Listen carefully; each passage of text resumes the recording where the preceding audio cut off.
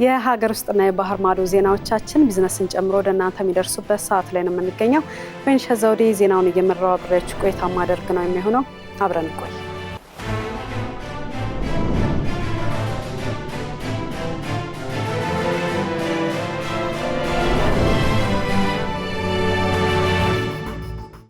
እየተካሄደ ባለው ሀገራዊ ምክክር ጉባኤ በጥቃቅንና በንዑስ ቡድኖች የተሰበሰቡ የአጀንዳ ሀሳቦች ለዋና ዋናዎቹ ስልታዊ ቡድኖች መቅረብ መቀጠላቸው ተገለጸም።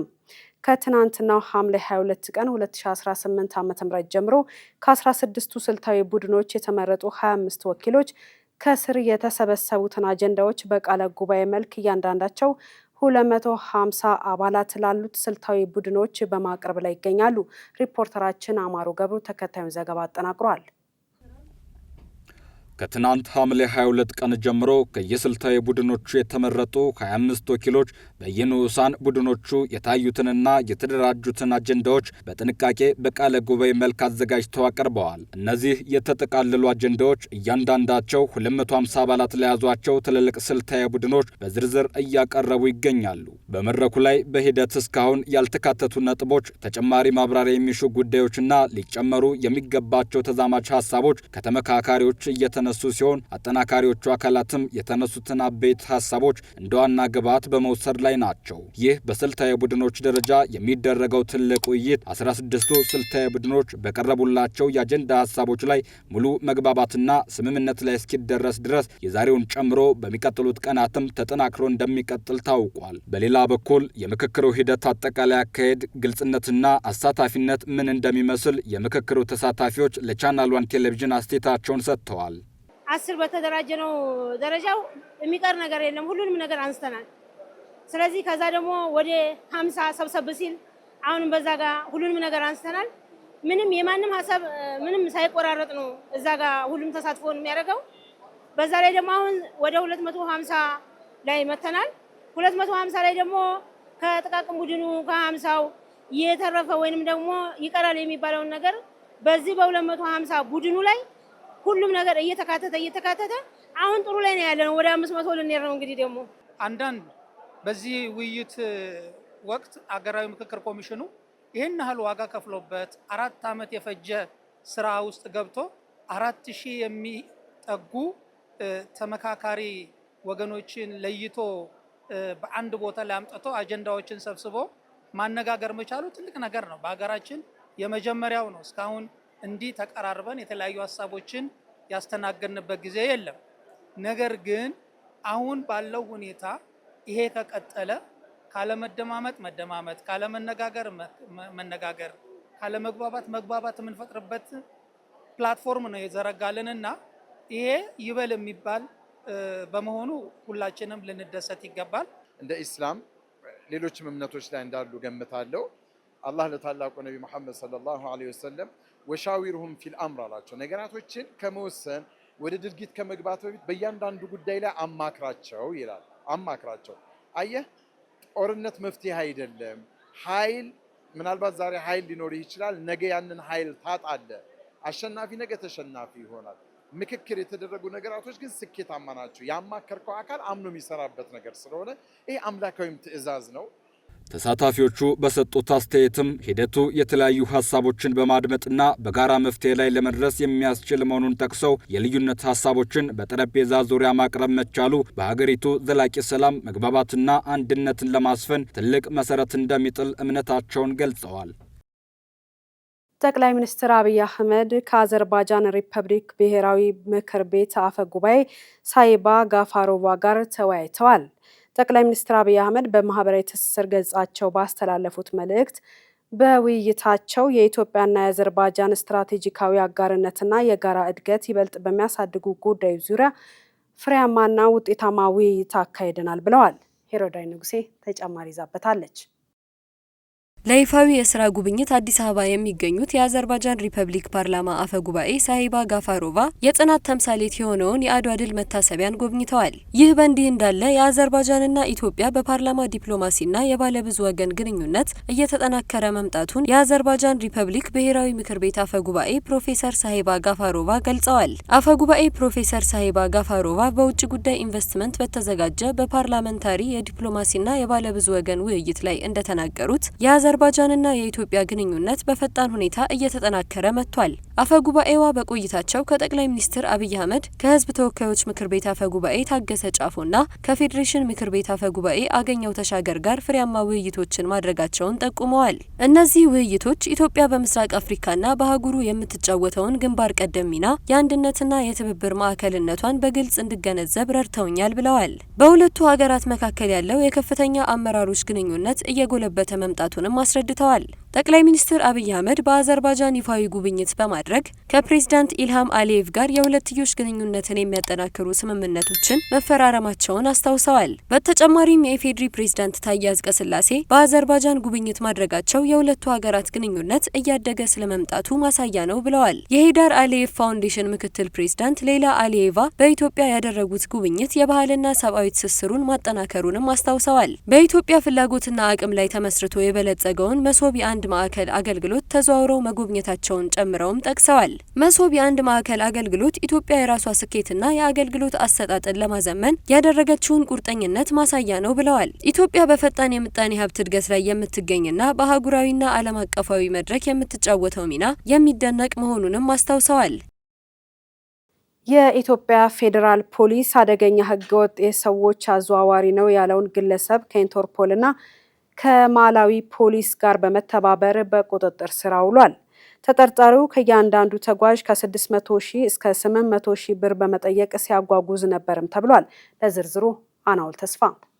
የኢትዮጵያ ፌዴራል ፖሊስ ከኢንተርፖልና ከማላዊ ፖሊስ ጋር በመተባበር በበርካታ ኢትዮጵያውያን ወጣቶች ላይ ከባድ ኢሰብአዊ ድርጊት ሲፈጽም የቆየውን አደገኛ ህገወጥ የሰዎች አዘዋዋሪ ነው የተባለ ግለሰብ በማላዊ ሀገር በቁጥጥር ስር እንዲውል በማድረግ በህግ ተጠያቂ እንዲሆን ወደ ኢትዮጵያ እንዲመጣ ማድረጉን አስታውቋል። ግለሰቡ ከግብረ አበሮቹ ጋር በመሆን ከማዕከላዊ ኢትዮጵያ ክልል በተለይም ከሀዲያና ከንባታ ዞኖች በርካታ ወጣቶችን ህይወት እንደሚያሻሽል በመሐላና በአጉል ተስፋ በማታለል በህገወጥ መንገድ ወደ ደቡብ አፍሪካ ሲያዘዋውር መቆየቱን ፖሊስ በሰውና በሰነድ ማስረጃ አረጋግጧል። ተጠርጣሪው ከእያንዳንዱ ተጓዥ ከ600 ሺህ እስከ 800 ሺህ የሚጠይቅ ሲሆን በቅድሚያ ክፍያ ኢትዮጵያ ውስጥ ከ100 ሺህ ብር እና ከዚያ በላይ ሲቀበል መቆየቱንም የምርመራ መዝገቡ አመላክቷል። ተጓዦችን በሞያሌ በኩል ወደ ኬንያ በማሻገር በጋንቦ ጫካ ውስጥ በድብቅ በማስቀመጥ በ24 ሰዓት መጠነኛ ሩዝ ከቁራጭ ዳቦ ጋር ብቻ በመስጠት በከፍተኛ ረሃብና የውሃ ጥም እንዲሰቃዩ ከማድረጉም በላይ በሞተርና በእግር ሴሎ በረሃን ጭምር እንዲያቋርጡ አስገድዷቸዋል ሲል ፖሊስ ገልጿል። ከፍተኛ ቁጥር ያላቸው ተጓዦችን በህገወጥ መንገድ ናይሮቢ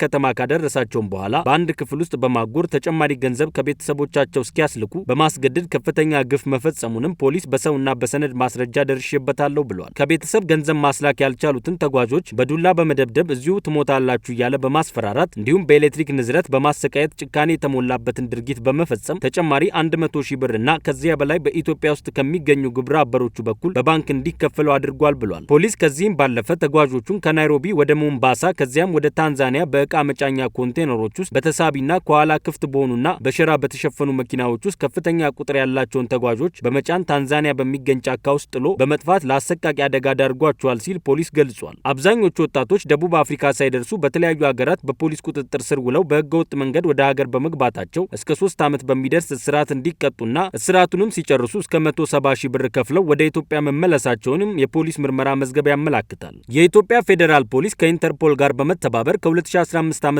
ጀምሮ ባደረገው ከፍተኛ ክትትል በርካታ የሀገራችን ወጣቶች ላይ ኢሰብአዊ ድርጊት ሲፈጽም የኢኮኖሚ ጉዳት ሲያደርስ የቆየውን ግለሰብ የማላዊ ፖሊስ በቁጥጥር ስር አውሎ ሐምሌ 22 ቀን 2018 ዓ.ም ለኢትዮጵያ አሳልፎ መስጠቱን አስታውቋል። የኢትዮጵያ ፌዴራል ፖሊስ ከሌሎች ሀገራት የፖሊስ ተቋማት ጋር በመተባበር በተመሳሳይ ወንጀል ላይ የተሰማሩትን አፈላልጎ በህግ የማቅረብ ተግባሩን አጠናክሮ እንደሚቀጥልም እየገለጸ ህብረተሰቡ መረጃ በመስጠት እያደረገ ያለውን ትብብር አጠናክሮ እንዲቀጥል ጥሪ አቅርበዋል። የማክሮ ኢኮኖሚ ሪፎርሙ ግልጽነትና ተጠያቂነት የሰፈነበት የመንግስት ኤሌክትሮኒክ ግዢ ስርዓትንና የወጪ ውጤታማነትን ማሻሻሉን ተነገረም።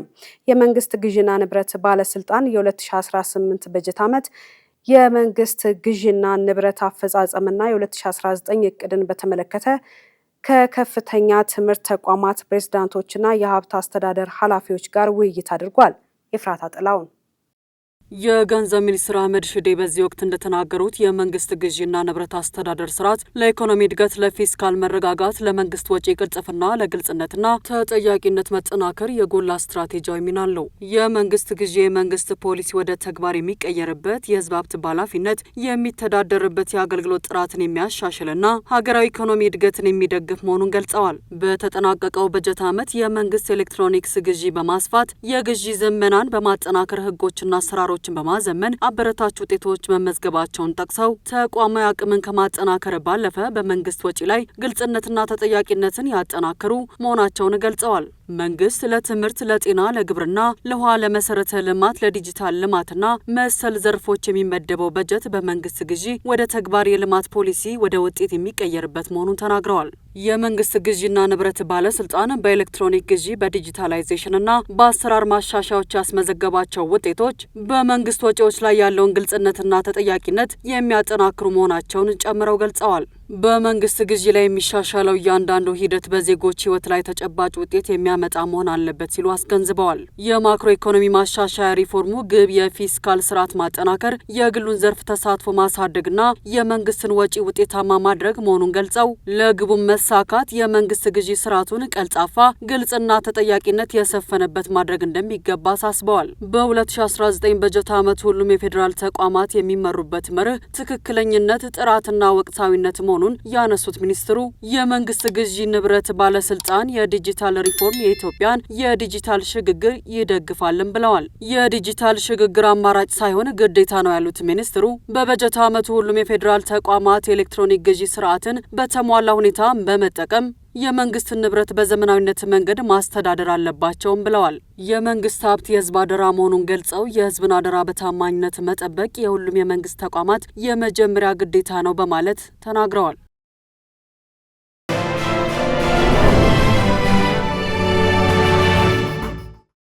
ከውጭ ምንጭ ወዳገኘናቸው መረጃዎቻችን እናልፋለን። ብሪታንያና ፈረንሳይ በአሜሪካ የሚመራውን የባህር ላይ ጥቃቅን ፈንጂዎች የማጽዳት ጥሪ ውድቅ አደረጉም። ውሳኔውን ተከትሎ በሀገራቱ መካከል ያለው ዲፕሎማሲያዊ ውጥረት መባባሱ ተገልጿል። ለዝርዝሩ ጸጋኔ ተሰማ። ሁለቱ የአውሮፓ ሀያላን ሀገራት ለጥሪው እምቢታቸውን የገለጹት ዋሽንግተን በኢራን ላይ የፈጸመችውን የአየር ጥቃት አስቀድማ አላሳወቀችንም በሚል ቅሬታና ተጨማሪ ቀውስ እንዳይቀሰቀስ በመስጋት ነው። የአሜሪካ የፔንታጎን ኃላፊ ፒት ሄግሴት የሆርሙዝ ወሽመጥን ከተተከሉ የባህር ላይ ፈንጂዎች ለማጽዳትና የንግድ መርከቦችን በጋራ ለማጀብ ለሚደረገው ዓለም አቀፍ ጥረት ለንደንና ፓሪስ ግንባር ቀደም ሚና እንዲጫወቱ ጥሪ አቅርበው ነበር። ሆኖም ሁለቱ የአውሮፓ ሀገራት በአሜሪካ ለቀረበላቸው ለዚህ ወታደራዊ የባህር ላይ እንቅስቃሴ ጥሪ ምላሽ ለመስጠት ፈቃደኛ ለመሆናቸውን በይፋ አስታውቀዋል። የአውሮፓውያኑ አጋሮች እጃቸውን ወደዚህ አዲስ የባህር ላይ ወታደራዊ እንቅስቃሴ ከማስገባታቸው በፊት በአሜሪካና በኢራን መካከል በቅርቡ የተደረሰው የተኩስ ማቆም ስምምነት ዘላቂ መሆኑ መረጋገጥ አለበት የሚል ቅድመ ሁኔታ አስቀምጠዋል። በወሽመጡ አካባቢ የሚደረጉ ተጨማሪ የጦር መርከቦች ቅስቀሳዎችና ወታደራዊ እንቅስቃሴዎች ቀጠናዊ ውጥረትን ይበልጥ እንዳያባብሱት ከፍተኛ ስጋት እንዳላቸውም ገልጸዋል። ለአውሮፓውያኑ እምቢታ ሌላው ዋነኛ መንስኤ ዋሽንግተን በቅርቡ በኢራን ላይ የፈጸመችውን የጋራ የአየር ጥቃት እርምጃ ለአጋሮቹ አስቀድማ ያላሳወቀች መሆኑ ነው። ይህ የአሜሪካ ምስጢራዊ አካሄድ በለንደንና በፓሪስ ከፍተኛ ዲፕሎማሲያዊ ቅሬታን የፈጠረ ሲሆን በአትላንቲክ ማዶ አጋሮች መካከል ያለውን የወደፊት የጋራ የደህንነት ቅንጅትና ወታደራዊ ትብብር ይበልጥ እንዳያባብሰው ተገልጿል።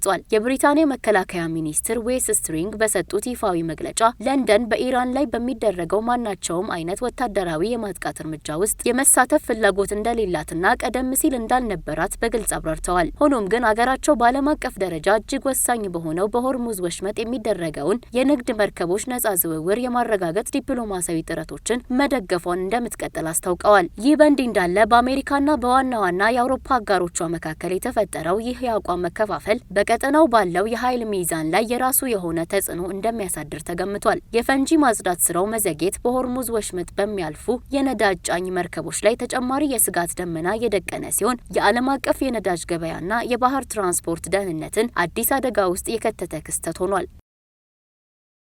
የአሜሪካ ኢሚግሬሽን ባለስልጣናት የማቆያ ቪዛ ጊዜያቸው ያለፈባቸውን ስደተኞች በሀገር ውስጥ አየር ማረፊያዎች ማሰር መጀመራቸው ተዘገበ። ይህ አዲስ ስልት ከሀገር ውስጥ የአየር ጉዞ ጋር ተያይዞ በስደተኞች ላይ ከፍተኛ ስጋትን ፈጥሯል። አናውል ተስፋ ተጨማሪ ይዞበታል።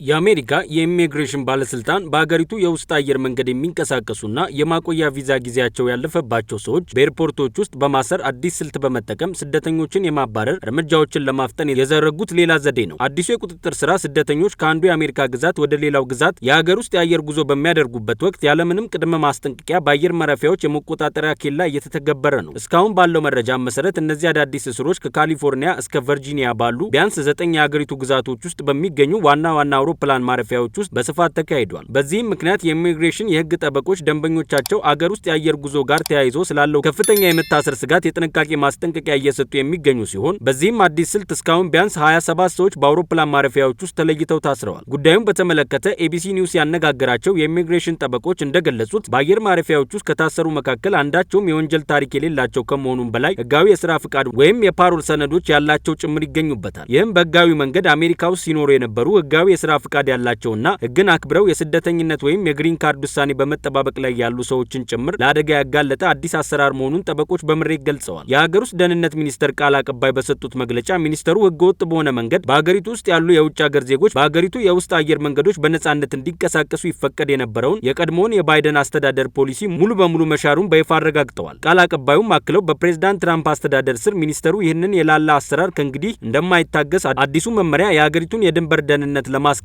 የወጣ መሆኑንም አስታውቀዋል። በተጨማሪም ይህ የአስተዳደሩ አዲሱ ፖሊሲ ህገወጥ የውጭ ዜጎችን በቀጥታ ወደ ሀገራቸው ለመመለስ ካልሆነ በስተቀር በማንኛውም የሀገር ውስጥ በረራዎች ላይ መሳፈር እንዳይችሉ በከፍተኛ ጥንካሬ እየሰራ መሆኑንም ያሳያል ነው የተባለው። ክስተቱም በአሜሪካ በሚኖሩ የውጭ ሀገር ስደተኞች ዘንድ ትልቅ ስጋትን የፈጠረ ሲሆን የሰብአዊ መብት ተሟጋቾችና የህግ ባለሙያዎችም በአየር ማረፊያዎች ላይ እየተደረገ ያለውን ይህ እስር ህጋዊ አሰራር ያልተከተለ ነው በማለት እየተቃወሙት ይገኛሉ። በኬንያ ድንገተኛ የዝሆኖች ሞት ምክንያት አስቸኳይ ምርመራ እንዲደረግ ታዘዘም። በደቡባዊ ኬንያ በአምቦሴሌ ብሔራዊ ፓርክ አቅራቢያ 15 ዝሆኖች በድንገትና ባልታወቀ ምክንያት መሞታቸውን ተከትሎ አስቸኳይ ምርመራ ተጀምሯል። የኬንያ የዱር እንስሳት አገልግሎት እንደገለጸው ባለሙያዎች የሞቱትን ዝሆኖች አስከሬን በመመርመር ላይ ሲሆኑ ሞቱ የተከሰተው በበሽታ በመርዝ ወይም በሌላ ምክንያት መሆኑን ለማወቅ የአካል ክፍሎች ናሙናዎች ወደ ላቦራቶሪ ተልከዋል። ፓርኩና አካባቢው የአምቦሴሌ ስነ ምህዳር በመባል የሚታወቁ ሲሆን ይህ ከታንዛኒያ ጋር በሚዋሰነው ድንበር ላይ የሚገኝና በዱር እንስሳት ሀብቱ የሚታወቅ ሰፊ አካባቢ ነው። የዱር እንስሳት አደን በተገታበት በዚህ አካባቢ ከፍተኛ ቁጥር ያላቸው ዝሆኖች ሲሞቱ በበርካታ አስርት ዓመታት ለመጀመሪያ ጊዜ ነው። የኢራን አብዮታዊ ዘብ ዮርዳኖስ የሚገኘው የአሜሪካ አየር ኃይል ጦር ሰፈርና የእዝ ማዕከልን ኢላማ ያደረገ ጥቃት በአሜሪካ ለተፈጸመው የጥቃት ድርጊቶች ምላሽ ለመስጠት እንደሆነ ገለጸም። አሜሪካና እስራኤል ባለፈው የካቲት በኢራን ላይ የከፈቱት ወታደራዊ ጥቃት ለጥቂት ሳምንታት ብቻ የሚቆይ ነው የተባለ ቢሆንም ግጭቱ 5ኛ ወሩን ደፍኗል። ማህሌት ደምላሽ ተጨማሪ ይዛበታለች። የአሜሪካው የዜና ምንጭ አክሲዮስ ስማቸው ያልተጠቀሰ አንድ የዋሽንግተን ባለስልጣንን ዋቢ አድርጎ ባወጣው ዘገባ ትራምፕ ከሳውዲ አረቢያ የመከላከያ ሚኒስትር ልዑል ካሊድ ቢን ሰልማን ጋር መገናኘታቸውን አስነብቧል። የሳውዲው መከላከያ ሚኒስትር አገራቸው ውጥረቱ እንዲረግብ እንደምትፈልግ ማሳወቃቸውን ዘገባው ጠቅሷል። ቢቢሲ በጉዳዩ ላይ የዋይት ሀውስን አስተያየት ለማካተት ጥያቄ አቅርቧል። አሜሪካ ለ13 ተከታታይ ቀናት ጥቃት ስትፈጽምበት ኢራንም አጸፋውን ስትመልስ በቆየው ግጭት ለቀናት አንጻራዊ መረጋጋት ከታየበት በኋላ በድጋሚ ተቀጣጥሏል። አንዳች አይነት ዲፕሎማሲያዊ መፍትሄ ይመጣል የሚል ተስፋ በታየባቸው ያለፉት ቀናት ሁለቱም ወገኖች ጥቃት መፈጸም አቁመው ነበር። ፕሬዚዳንት ትራምፕ እጅግ ወዳጅነት የተሞላባቸው ድርድሮች እየተካሄዱ መሆኑን ተናግረው ነበር። ኢራን ግን ንግግር ተጀምሯል መባሉን አስተባብላለች። ይህ በእንዲህ እንዳለ የአሜሪካ ግምጃ ቤት የኢራን ንብረት የሆኑ 8 ነዳጅ ጫኝ መርከቦችና 10 ተቋማት ላይ ማዕቀብ መጣሉን አስታወቀ። የአሜሪካ ግምጃ ቤት በድረገጹ ባወጣው መግለጫ ማዕቀብ ከተጣለባቸው ተቋማት 6ቱ ቻይና ይገኛሉ። አሜሪካ በኢራን ላይ የጣለችው የባህር ላይ እንቅስቃሴ ገደብ ባለ ባለበት እንደቀጠለ ነው። በኢራን ደቡባዊ የባህር ዳርቻ በተጣለው እገዳ ምክንያት የአሜሪካ ኃይሎች ብዙ መርከቦች እንዳያልፉ ከልክለዋል። የአሜሪካ ግምጃ ቤት የጣለው አዲስ ማዕቀብ የተሰማው ፕሬዝዳንት ዶናልድ ትራምፕ ኢራንን ክፉኛ ለመደብደብ ከዛቱ ከሰዓታት በኋላ ነው። ፕሬዝዳንቱ ከፎክስ ኒውስ ጋር ባደረጉት ቃለ ምልልስ ጦራቸው በኢራን ላይ ላለፉት ቀናት ያቆመውን ጥቃት መልሶ እንደሚጀምር አመላክተዋል። ፕሬዝዳንቱ ለፎክስ ኒውስ እንደተናገሩት በከባዱ እንመታቸዋለን፣ ቅጣት ይጠብቃቸዋል፣ ልክ እናስገባቸዋለን በማለት ጦራቸው በኢራን ላይ ላለፉት ቀናት ያቆመውን ጥቃት እንደሚጀምር አመላክተዋል። የአሜሪካ ጦር ማዕከላዊ እዝ የኢራን አብዮታዊ ዘብ ማክሰኞ በመካከለኛው ምስራቅ የሚገኙ የአሜሪካ ኃይሎችን ኢላማ ያደረጉ በርካታ ሚሳኤሎች በመተኮስ ድንገተኛ ጥቃት ለመፈጸም ሞክረዋል በማለት ነገር ግን ሁሉም ሚሳኤሎች በተሳካ ሁኔታ መክሸፋቸውን ገልጿል። የአሜሪካ ጥቃት መቆሙን ተከትሎ ኢራንም ያጸፋ ጥቃቷን አቁማ የነበረ ሲሆን ባለፉት ቀናት ሁለቱን ሀገራት ለማቀራረብና የተኩስ አቁም እንዲደረግ ጥረት ሲደረግ ቆይቷል። ፕሬዝዳንት ትራምፕ እንዳሉት በኢራን ላይ ጥቃት የሚፈጸም ከሆነ ኢራንም አጸፋ መመለሱ አይቀሬ መሆኑን ባለፉት ሳምንታት የነበሩት ሁኔታዎች ያመላክታሉ። አሜሪካ ሌሊቱን ከባድ የተባለ የአየር ጥቃትን በኢራን ወታደራዊ ሰፈሮች ላይ ፈጽማለች። ኢራን ጥቃቱን ሉዓላዊነቴን የተፈታተነ ስትል በማውገዝ የአጸፋ ምላሽ እንደምትሰጥ አስጠንቅቃለች። ሄሮዳይን ንጉሴ ተጨማሪ ይዛበታለች። ኢራን በዮርዳኖስና በሌሎች በመካከለኛው ምስራቅ በሚገኙ የአሜሪካ ጦር ሰፈሮች ላይ ለመፈጸም የሞከረቻቸውን የሚሳኤል ጥቃት ተከትሎ አሜሪካ አጸፋ ነው ያለችውን የአየር ጥቃት ሌሊቱን ስትፈጽም ማደሯን ሮይተርስ ዘግቧል። እንደ አሜሪካ የመካከለኛው ምስራቅ ጦር እዝ መግለጫ ጥቃቶቹ የኢራን ወታደራዊ ኢላማዎችን፣ ወታደራዊ ማዘዣ ማዕከላትን፣ የሚሳኤልና የድሮን ተቋማትን ኢላማ ያደረጉ እንደነበሩ አመላክቷል። ኢራን ጥቃቱን ሉዓላዊነቴን ሙሉ የጣሰ ስትል ያወገዘች ሲሆን ተጨማሪ አጸፋ እንደምትወስድም አስጠንቅቃለች።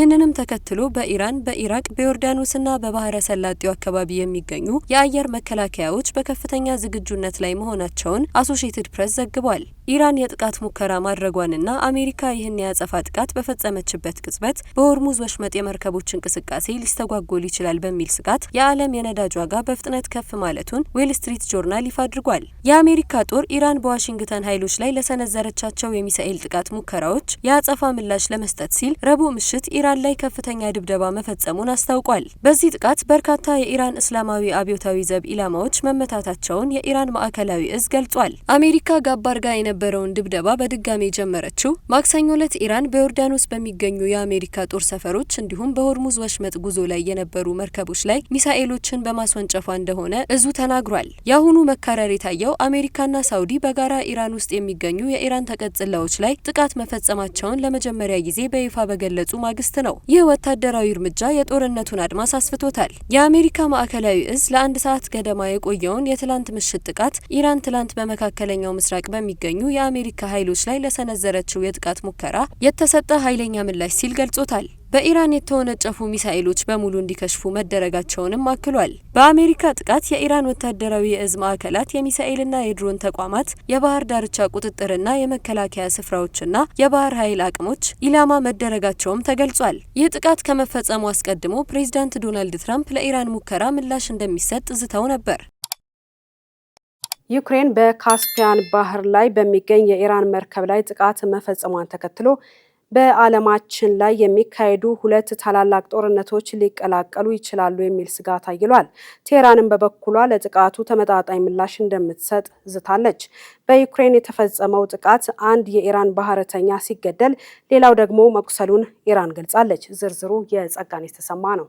የኢራን የውጭ ጉዳይ ሚኒስቴር መስሪያ ቤት በቴህራን የሚገኙትን የዩክሬን ጉዳይ ፈጻሚ በመጥራት ድርጊቱ ጥቅምን የሚጎዳና የወንጀል ድርጊት ነው በማለት ተቃውሞውን አሰምተዋል። የኢራን የውጭ ጉዳይ ሚኒስትር አባስ አራግቺ እሁድ ዕለት ከአውሮፓ ህብረት የውጭ ፖሊሲ ኃላፊ ካጃስ ካላስና ከሩሲያው የውጭ ጉዳይ ሚኒስትር ሴርጌይ ላቭሮቭ ጋር ባደረጉት የስልክ ውይይት በንግድ መርከቧ ላይ የተፈጸመው ጥቃት ያለምላሽ ሊያልፍ አይችልም ብለዋል። የካስፒያን ባህር ኢራንና ሩሲያን ጨምሮ በ5 ሀገራት የተከበበ ሲሆን በፋርስና በኦማን ባህረ ሰላጤ የሚገኙ የኢራን ወደቦች ላይ የተጣለውን እገዳ ተከትሎ የካስፒያን ባህር ለንግድ እንቅስቃሴ ከፍተኛ ወታደራዊና ኢኮኖሚያዊ አስፈላጊነትን አግኝቷል። የዩክሬን ባለስልጣናት የኢራኗ መርከብ ለድሮንና ለሚሳኤል የሚሆኑ ቁሳቁሶችን ከኢራን ወደ ሩሲያ እያጓጓዘች ነበር ሲሉ ይከሳሉ። ኢራን በበኩሏ መርከቧ ሙሉ በሙሉ የንግድ እንደሆነችና ምንም አይነት ወታደራዊ ቁሳቁስ አልጫነችም ስትል አስተባብላለች። ኢራን ሻሄድ የተባሉ ድሮኖችን በማቅረብ ለሩሲያ ዋነኛ የጦር መሳሪያ አቅራቢ ናት። ዩክሬን እንደ አውሮፓውያን አቆጣጠር ኦገስት በኦገስት 2024 በካስፒያን ባህር ላይ በነበረ የጭነት መርከብ ላይ ጥቃት በመፈጸም የሻሂድ 136 ድሮን አካላትንና የኢራን ጥይቶችን ጭኖ የነበረን መርከብ መደምሰሷ ይታወሳል። ነገር ግን የቀድሞ የብሪታንያ ጦር መኮንንና የጦር መሳሪያዎች ባለሙያ ዴብሬቴን ጎርደን እንደሚያምኑት የዩክሬን የቅርብ ጊዜ የካስፒያን ባህር ጥቃት ከምንም በላይ ለዶናልድ ትራምፕ የተላለፈ መልእክት ነው። እሳቸው እንደሚሉት ከኪየቭ 500 ማይልስ ያህል ርቀት ላይ እንዲህ አይነት ጥቃት በመፈጸም ዩክሬን ያላትን አቅም ለአሜሪካው ፕሬዝዳንት እያሳየችና ኢራንን ለመጋፈጥ እንዴት ልትረዳቸው እንደምትችል እያሳየች ነው። ባለሙያው ለኢንዲፔንደንት ሲናገሩ ዩክሬን ለትራምፕ ማሳየት የምትፈልገው ሩሲያውያን ለኢራን እያገዙ መሆኑን ነው። ዩክሬን ያንን ማስተጓጎልና በትራምፕ የኢራን ስጋት ላይ ማገዝ እንደምትችል እያሳየች ሲሆን፣ ነገር ግን አሜሪካ ለዩክሬን በምላሹ እርዳታ ልታደርግላት ይገባል ብለዋል። አሜሪካዊው ኤለን መስክ በ5 እና 7 ዓመታት ውስጥ የሰው ልጅ ማረፊያ ማርስ ይሆናል ሲል የሰነዘረውን ሀሳብ ባለሙያዎች አጣጥለውበታል። ባለሙያዎቹ ድሉ ቢኖርም ቅድሚያ ቴክኒካዊና የደህንነት ችግሮችን መፍታት ያስፈልጋል ብለዋል። አናውል ተስፋ ዝርዝሩን ተመልክቶታል። የስፔስ ኤክስ ባለቤትና የዓለማችን ትሪሊየነር ኤለን መስክ በመጪዎቹ ከ5 እስከ 7 በሚደርሱ ዓመታት የሰው ልጅ ሁነኛ ማረፊያ ማርስ ይሆናል ሲል ተናግሯል። ለዚህም በኩባንያው ስፔስ ኤክስ አማካኝነት ስታርሺፕ የተባለ ግዙፍ ሮኬት እየገነባ ስለመሆኑም አስታውቋል። ይህ ሮኬት ከ100 በላይ ሰዎችን መሸከም የሚችል ሲሆን ዳግም አገልግሎት በመስጠት የሚችልና የማርስ ጉዞ ወጪን መቀነስ የሚያስችል ነው ብሏል። ነገር ግን የጠፈር ሳይንስ ባለሙያዎች ይህ የመስክ እቅድና ጥናት ስክነት ይጎድለዋል ሲሉ መናገራቸውን የሩሲያ ታስ የተባለ የመረጃ ምንጭ ጽፏል። በረጅም ጉዞ ወቅት የጠፈር ጨረር ጤና ላይ አደጋ ሊያመጣ መቻሉ፣ ለብዙ ወራት የሚበቃ የምግብና የውሃ አቅርቦት ማስፈለጉ፣ በማርስ ከባቢ አየር 95 በመቶ የሚሆነው ካርቦን ዳይኦክሳይድ መሆኑን ተከትሎ ሰዎች መተንፈስ አለመቻላቸውን ብሎም ከማርስ ወደ ምድር መመለስ እጅግ ውስብስብ መሆኑን መስቀድሞ መፍትሄ ሊሰጥባቸው የሚገቡ መሰረታዊ ጉዳዮች ናቸው ሲሉ መክረዋል። ናሳ፣ የአውሮፓ ስፔስ ኤጀንሲና ሌሎች የጠፈር ተቋማትም የማርስ ጉዞን በጥናትና በቴክኖሎጂ ልማት እየደገፉ ሲሆን ቴክኖሎጂውን በፍጥነት እየተሻሻሉ መሆናቸው ታይምስ ኦፍ ኢንዲያን ጽፏል። የሰው ልጅ የማርስ ጉዞና በዛም የመኖር እቅድ ታሪካዊ ከሚባሉ የጠፈር ግቦች አንዱ ቢሆንም የሰው ልጅ በሰላም ደርሶ በሰላም እንዲመለስ ማድረግ ግን ትልቁ ፈተና ነው። ሩሲያ የቴሌግራም መስራችና ዋና ስራ አስፈጻሚ በሆነው ፓቬል ዱሮቭ ላይ ዓለም አቀፍ የእስር ማዘዣ ማውጣቷ ተገለጸም። የሩሲያ ፌዴራል ደህንነት አገልግሎት በዱሮቭ ላይ ክስ የመሰረተው የመልእክት መለዋወጫ መተግበሪያው ሽብርተኝነት እንዲስፋፋ በር ከፍቷል በሚል ነው። የዩክሬን የደህንነት አካላትና ልዩ ልዩ የሽብር ቡድኖች መተግበሪያውን በመጠቀም ለሚስጥራዊ ዘመቻዎች፣ አሻጥሮችና ለአባላት ምልመላ ተገልግለውበታል ብሏል። የቀድሞው ኬጂቢ የአሁኑ የሩሲያ የስለላ ተቋም አክሎ እንደገለጸው የቴሌግራም ቁልፍ ሰው በሞስኮ ላይ የተለያዩ የሽብር ድርጊቶችና ሴራዎች እንዲቀናጁ ሚና ነበረው በሚል እያፈላለገው ይገኛል። በተጨማሪም መተግበሪያው የዜጎችን ስነ ልቦና በመቆጣጠርና በማወናበድ ከፍተኛ አደጋ ደቅኗል ያለው ተቋሙ ከጉዳዩ ጋር በተያያዘ 46 ሰዎች በቁጥጥር ስር መዋላቸውን ይፋ አድርጓል። ትውልደ ሩሲያዊ 41 ዓመቱ ፓቬል ዱሮቭ የፈረንሳይና የኤሚሬቶች ዜግነት ያለው ሲሆን ከፈረንሳይ እንደ አውሮፓውያን አቆጣጠር 2014 ወዲህ በሩሲያ ውስጥ ኖሮ እንደማያውቅ መረጃዎች ይጠቁማሉ። ዛሬ ሐምሌ 23 ቀን ዓለም አቀፍ የወዳጅነት ቀን በዓለም አቀፍ ደረጃ ለ16ኛ ጊዜ እየተከበረ ይገኛል። እንደ አውሮፓውያን አቆጣጠር በ2011 የተባበሩት መንግስታት ድርጅት ይህንን ቀን በይፋ ያጸደቀ ሲሆን ዓላማውም በሀገራት በባህሎችና በማህበረሰቦች መካከል ሰላምን፣ መተማመንንና መግባባትን ለማጠናከር በማሰብ ያለመ ነው። ሄርዳይ ንጉሴ ዝርዝሩን ተከታትለዋለች፣ እንደሚከተለው ታቀርበዋለች።